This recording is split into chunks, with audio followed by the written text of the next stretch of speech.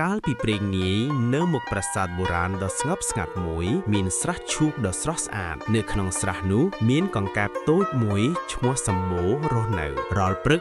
សត្វស្លាបទាំងឡាយតែងតែច្រៀងយ៉ាងពីរោះសម្បូរចង់ច្រៀងឲ្យពីរោះដូចសត្វស្លាបដែរប៉ុន្តែនៅពេលគាត់បើកមាត់អោបគាត់ខ្មាស់គេណាស់ព្រោះសំឡេងគាត់ធំហើយស្អក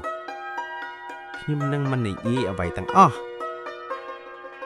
នៅក្បែរនោះលោកតាតថ្មកំពុងតែដេកលក់យ៉ាងស្ងប់ស្ងាត់ស្រាប់តែថ្ងៃមួយមេឃចាប់ផ្ដើមប្រែជាខ្មៅព្យុះភ្លៀងមួយយ៉ាងធំបានធ្លាក់ចុះមកទឹកក្នុងស្រះចេះតែឡើងខ្ពស់ទៅ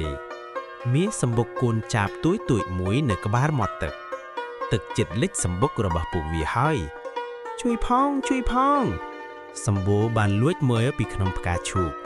គាត់ឃើញកូនចាបកំពុងមានគ្រោះថ្នាក់គាត់រកមើលមេរបស់វាប៉ុន្តែមេវាបាត់ទៅរកចំណីហើយមេវាទៅណាហើយសម្បូរព្យាយាមទៅជួយប៉ុន្តែគាត់ទួយពេកគាត់ក្រឡេកឃើញលោកតាតថ្មតែសំឡេងខ្ញុំអាក្រក់ណាស់តើគាត់នឹងឮទេកំបោគិតស្ថានភាពកាន់តែគ្រោះថ្នាក់ជីបសម្បូរសម្រេចចិត្តថាត្រូវតែធ្វើអ្វីមួយគាត់ដកដង្ហើមចូលយ៉ាងវែងហើយស្រែកឲ្យខ្លាំងបំផុតអោបសំឡេងដ៏ខ្លាំងនោះបានទៅដល់ត្រចៀកលោកតាតោថ្មក៏ភ្ញាក់ឡើងនរណាមកស្រែកដាស់តានរណានឹងកង្កែបចង្អុលទៅកូនចាបជួយផងលោកតាទឹកលិចហើយលោកតាយល់សភាពការភ្លាមលោកតាដាក់ជើងថ្មដ៏ធំរបស់គាត់ដើម្បីទប់ទឹកទឹកក៏ផ្ដួលទៅហូរទៅកន្លែងផ្សេងកូនចាបតូចមានសុវត្ថិភាពហើយ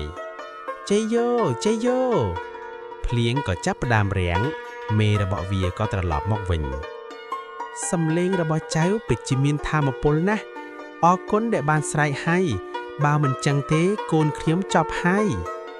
សម្បូរទើបតែដឹងថាសំឡេងរបស់គាត់មានប្រយោជន៍គាត់លែងខ្មាស់អៀនទៀតហើយព្រះអាទិត្យលិចបាត់ទៅហើយលោកតាក៏ត្រឡប់ជាថ្មវិញអោបចូលមានមោទនភាពចំពោះខ្លួនឯងទេពកោសល្យគ្រប់យ៉ាងសុទ្ធតែមានតម្លៃ